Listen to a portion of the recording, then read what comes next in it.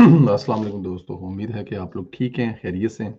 एक लंबे सारे सफ़र के बाद आहिस्ता आहिस्ता चलते चलते मैं भी घर पहुंच गया हूं।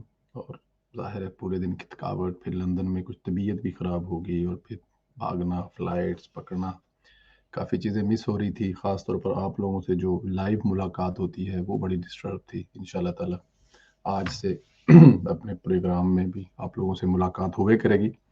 अ, बहुत सारी चीज़ें हैं जो इकट्ठी हुई हैं, बारी-बारी इंशाल्लाह ताला करेंगे। लेकिन मैं अभी जो आपको जिस तरफ लेके जा रहा हूँ, इमरान खान जिस तरह से अपनी एहतजाजी तहरीकें चलाने का दावा कर रहा था और रियासत को चैलेंज करने का कर रहा है, इसके तनाज़ुर में एक फ़हरिस्त सामने आई है, जिसके मुताबिक पीटीआई के मुतहर्रिक रहनुमाओं के खिलाफ क्रैकडाउन हो सकता है।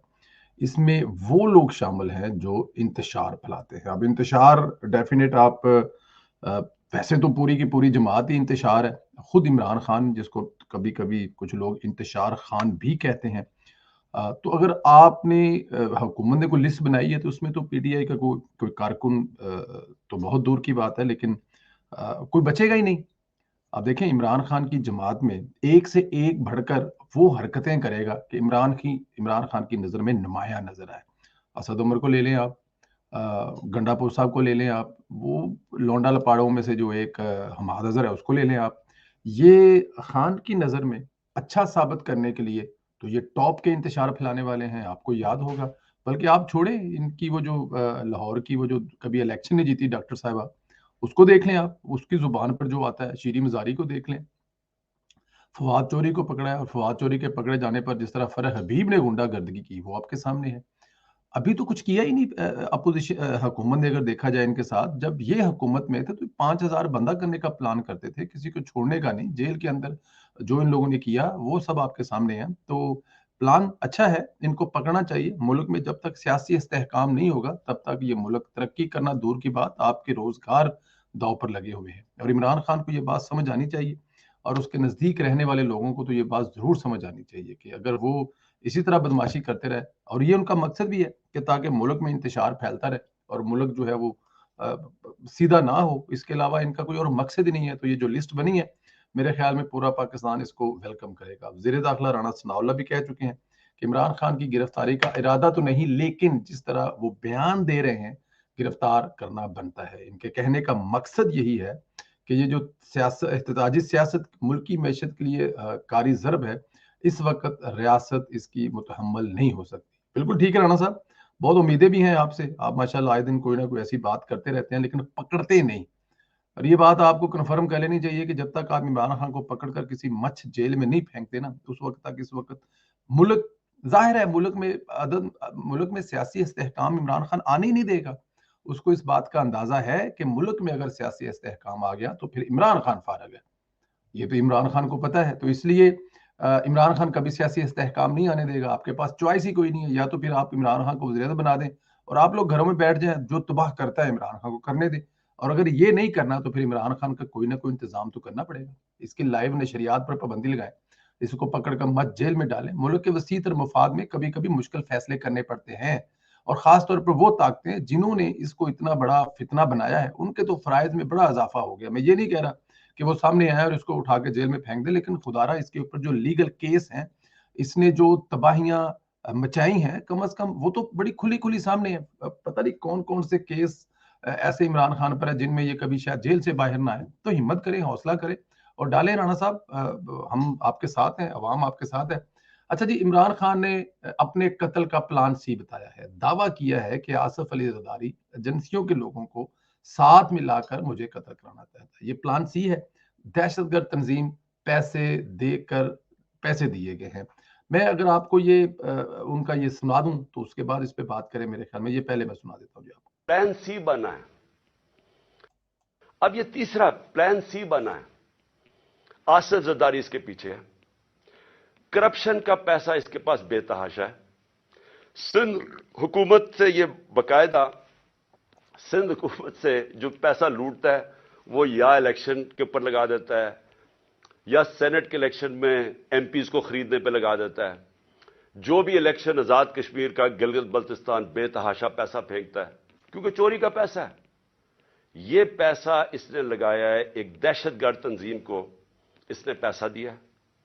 सहूलतकार इसमें ताकतवर एजेंसी के लोग हैं जो ये मिलके तीन तरफ ये फैसला हुआ है और इन्होंने अगली वारदात करनी है। मैं आज अपनी कौम को बता रहा हूं, और मैं इसलिए बता रहा हूं कि मैं जो नाम मैंने दिए हैं वही नाम वो भी आएंगे और आसिफ जरदारी के अलावा। तो मैं इसलिए ये कर रहा हूं कि जिंदगी मौत तो अल्लाह के हाथ में है। मैंने तो निकलना है, जैसे मैं ठीक होऊंगा मैंने तो अब इलेक्शन कैंपेन पे निकल जाऊंगा, नहीं तो वैसे कैंपेन पे निकलूंगा।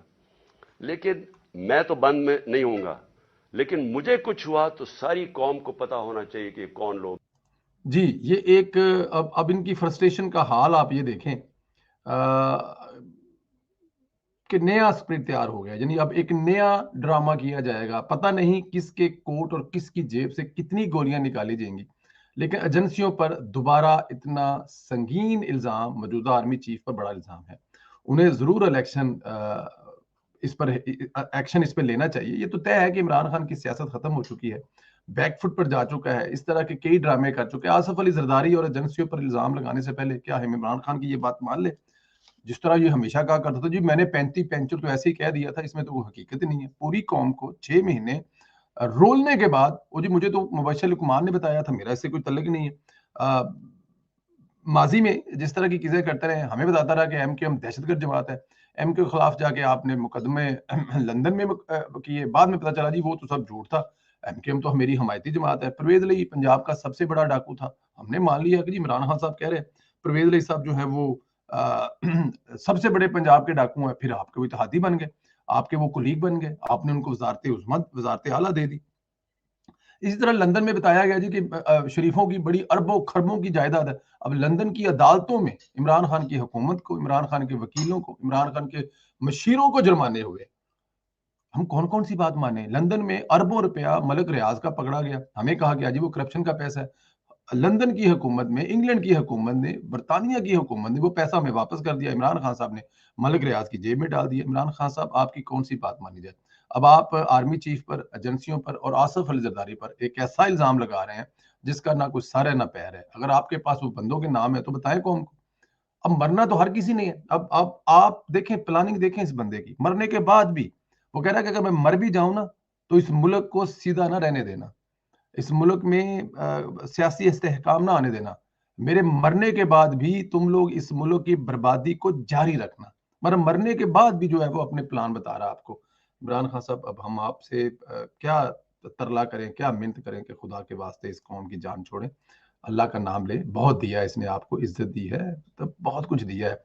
अच्छा जी, गंडापुर की 2 ऑडियो लीक हुई हैं। एक में वो करोड़ों रुपए मांग रहा है, अब ये करोड़ों रुपए किससे रिश्वत मांग रहा है या कोई सरकारी काम कराने की कमीशन है, ये कहना कब्ल वक्त है, लेकिन गंडापुर की सारी बदमाशी इन ऑडियो से आपको जाहिर होती है। पहले तो आपको उनकी पहली वीडियो सुनाए जिसमें उन्होंने अरबों रुपया लिया, उसके बाद एक फिर दूसरी सुनाते हैं। पहले ये वाली ऑडियो सुने जी। अल्लाह का शुक्र है, मैंने कहा था मेरा सीएम साहब ने मुझे बोला था ये रिलीज अभी आई है, उसने तो मुझे कुछ भी नहीं भेजा आप लोगों ने यार। रिलीज में जी ये जो पिछली रिलीज हुई उसमें तो हुई है, अभी कोई रिलीज तो नहीं हुई। अभी तो रिलीज अभी आई है, उसने कुछ भी नहीं भेजा यार। सर जी आपके कहने पे हमने तो उसमें 16 करोड़ रुपए आपको भिजवाए हैं। अभी जो पिछले हफ्ते रिलीज हुई है 16 करोड़ रुपए, अभी नई रिलीज नहीं हुई। 16 करोड़ रुपए मेरे कितने हैं ना, 16 करोड़ रुपए अभी मैं आपको वो मैं लड़के को कहता हूँ अभी लतीफ को आपको भिजवा देते हैं। 16 करोड़ आपके अकेले हुए और किसी के भी नहीं हुए, वो आपके पैसे हैं सारे। ठीक है। और दूसरा मैंने कहा एक और केस हमारा गया हुआ है, फाइनेंस के पास 25 करोड़ दे रहा है, 25 करोड़ सीएम साहब का है। अच्छा सर, फाइनेंस उसने बुलाया था तो उसे जाके मिल लेना।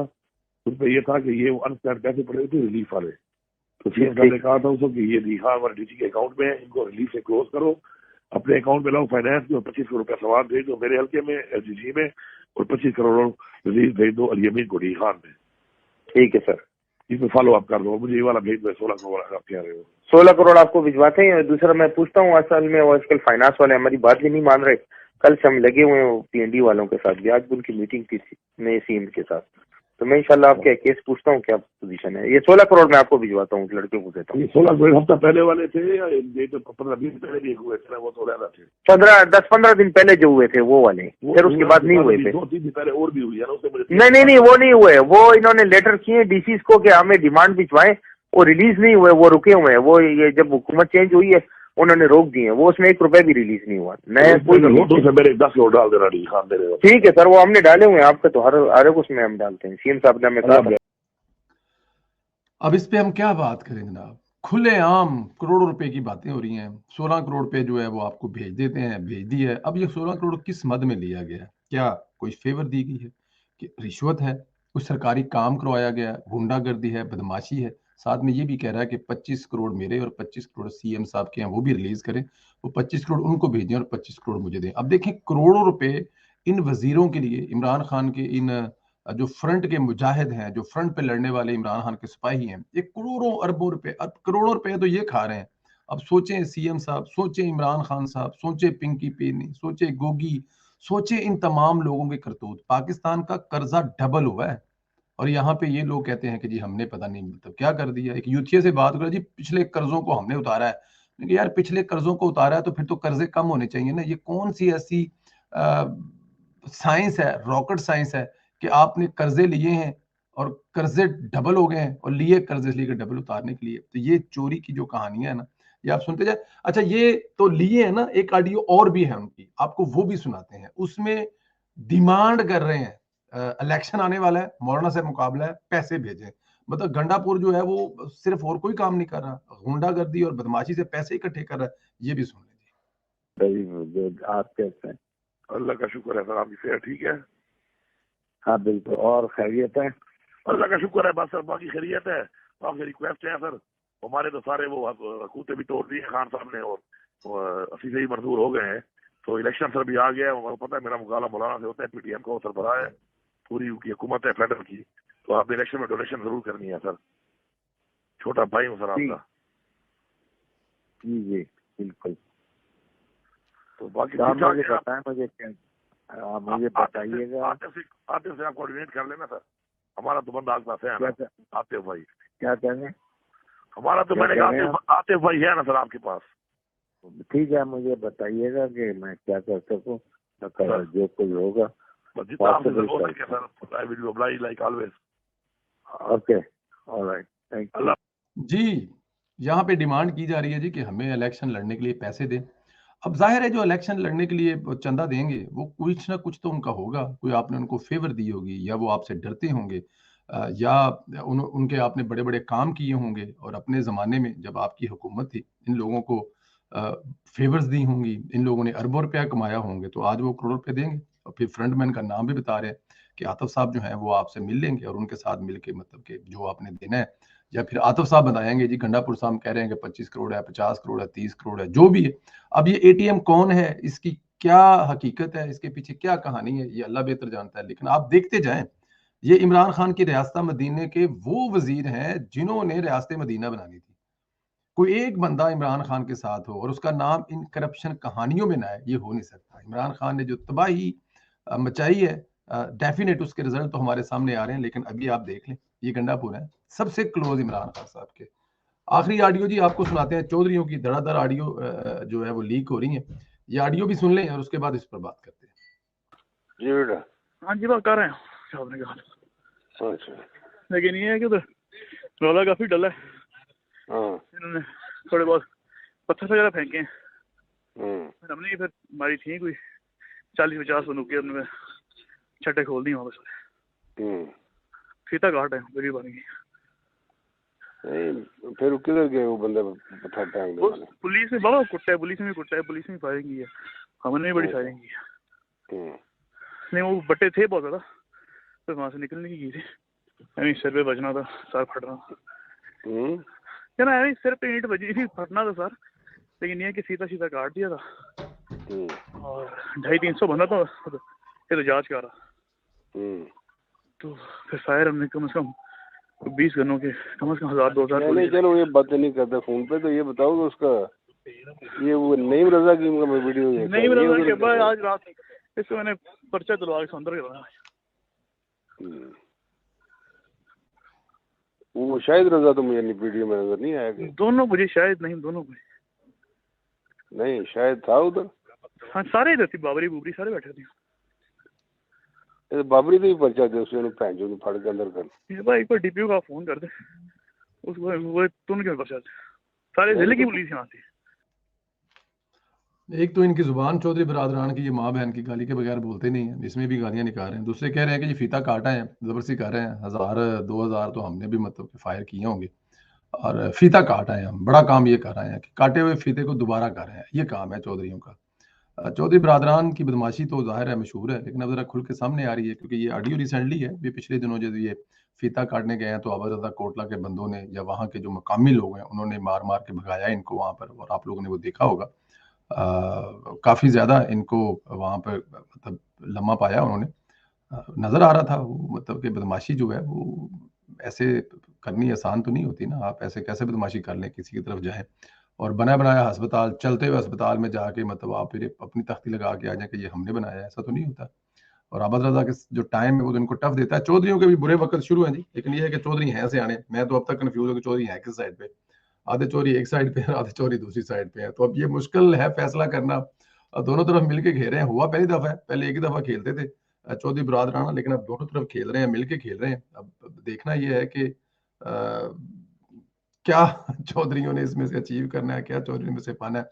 लेकिन ये है कि आने वाले दिनों में चौधरियों के हालात जो है ना वो तंग ही नजर आ रहे हैं। दोस्तों इंशाल्लाह ताला आप लोगों से अब जाहिर है वीलॉग में इसके बाद भी मुलाकात होगी, लेकिन यह है कि आज के शाम के प्रोग्राम में मरियम नवाज भी क्योंकि लाहौर तशरीफ ला चुकी होंगी, लाइव उनको दिखाएंगे, उनकी बातें सुनाएंगे और आप लोगों से बातें करेंगे। बहुत शुक्रिया, अपना ख्याल रखें।